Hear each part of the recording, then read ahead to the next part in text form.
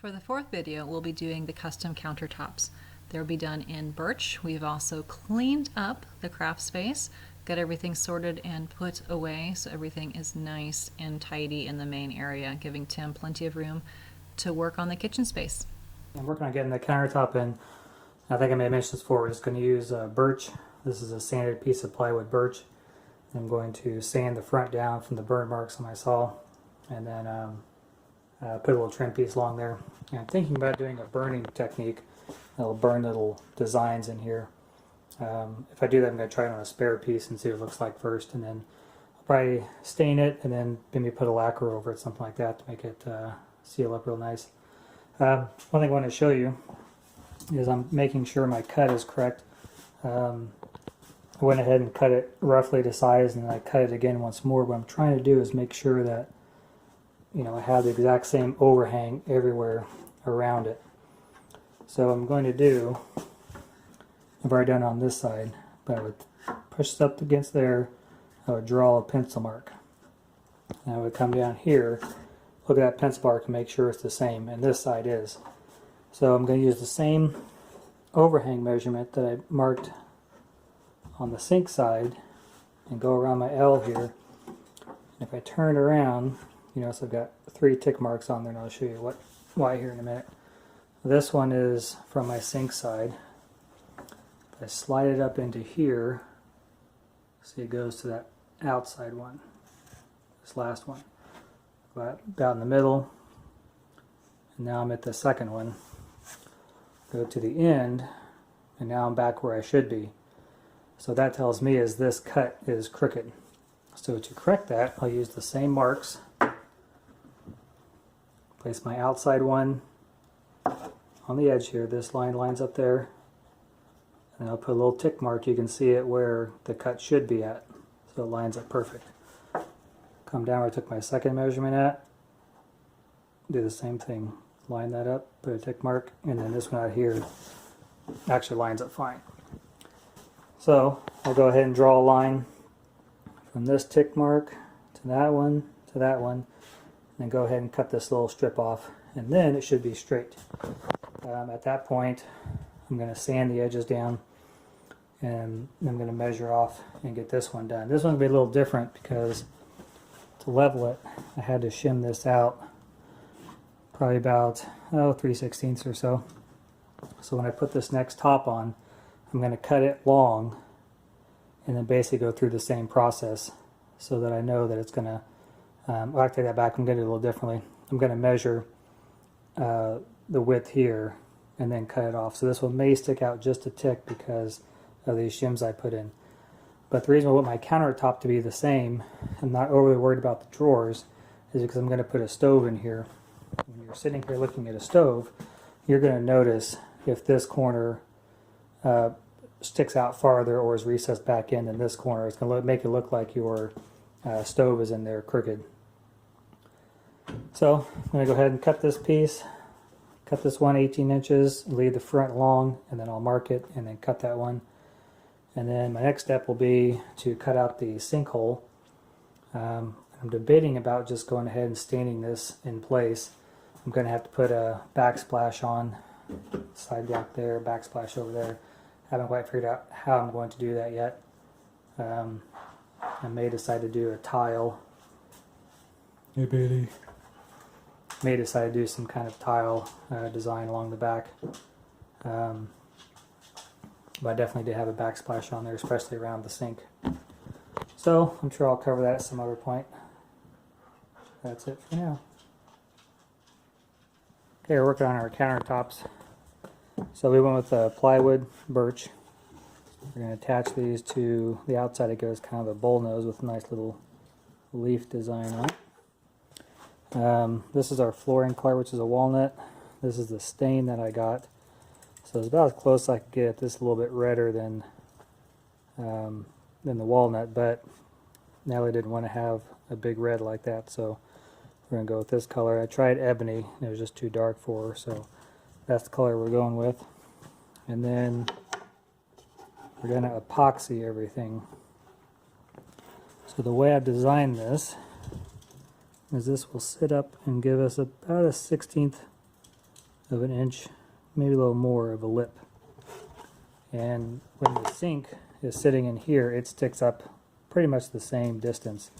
So the epoxy should form a smooth coat right into the lip of the sink. So when she's cleaning stuff, she just got to wipe it straight into the sink. Should be nice and smooth. So there's a wall along here. So we're going to have to put a bullnose trim piece along this angle. Back. The stove will be on this side. So when I pour the epoxy, I'll put a little temporary piece along here. And then the walls along the back. And I'm going to do a wood piece along the back as well. I'm just going to router that. So there'll be a 1x3 along the back side with a routered top on it. And I'll get that all in place and stained. And then when we're epoxying it, I'll just take a brush and sweep up along the top to epoxy the sides of that. Then when we're done, maybe a correction there. So I'm going to get all this tacked together. I'll come back on when I get the bullnose piece on when I start staining. I'm going to get the bullnose piece on, and then I'm going to go ahead and stain everything at the same time. The backsplashes I'll put in when the countertop is actually in place, then I'll attach those at that time. And then I'll stain those prior to it, and then we'll get everything epoxied and hope it turns out good. Okay, I got the first coat on the main slab for the countertop, and then got my design bullnose tacked on the front. Looks pretty good. So the only thing I think I may have messed up on is, maybe you can see here, it's just a tick darker right along there. And the reason being is I started on this side, worked back and forth, and got a little bit along the edge here. And then by the time I came around to this side, it already soaked enough and it was thicker. So it's a little bit darker there. But I think it'll be okay. You'll notice my nail holes, I glued it, and then I tacked it in about every second leaf or so on down. I'm not going to fill these now because the fill color is probably going to look different when I stain it. And it looks dark enough you can barely even see it, so I may not even fill it at all.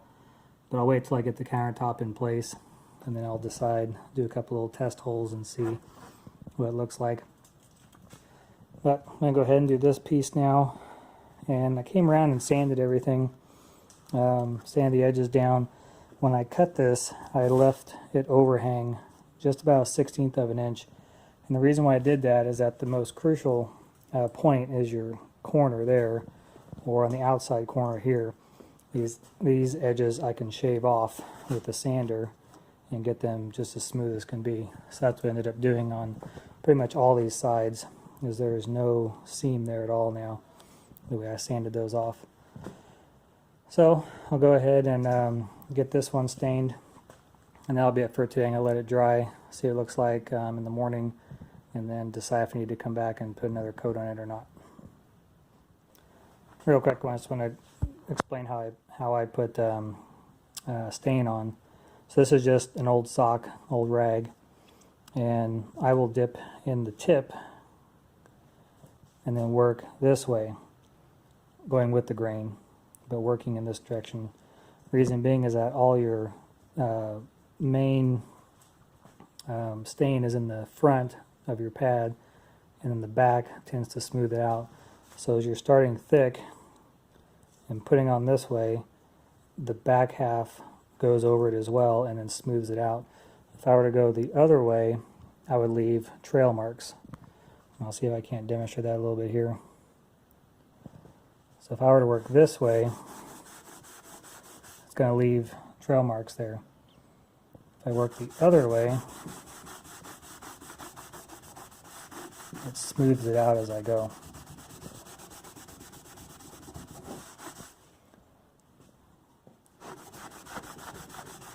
This is a really simple process to do.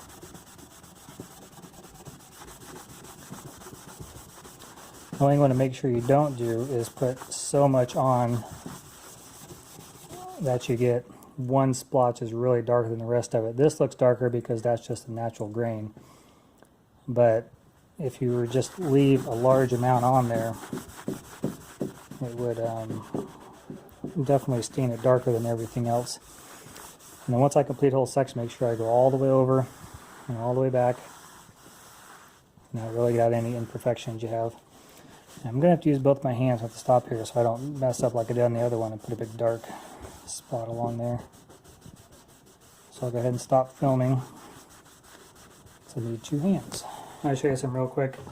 When drywall comes together, it is never at a right angle. Let me show that. You can see that it is off. And the reason being is that when they do the corner bead and they skim coat out in each direction, it's no longer at 90. So, in order to get a nice cut, do some test fits. This can be my backsplash. So this is at a 45. It actually looks pretty darn good, but not perfect. Still a bit of a gap there.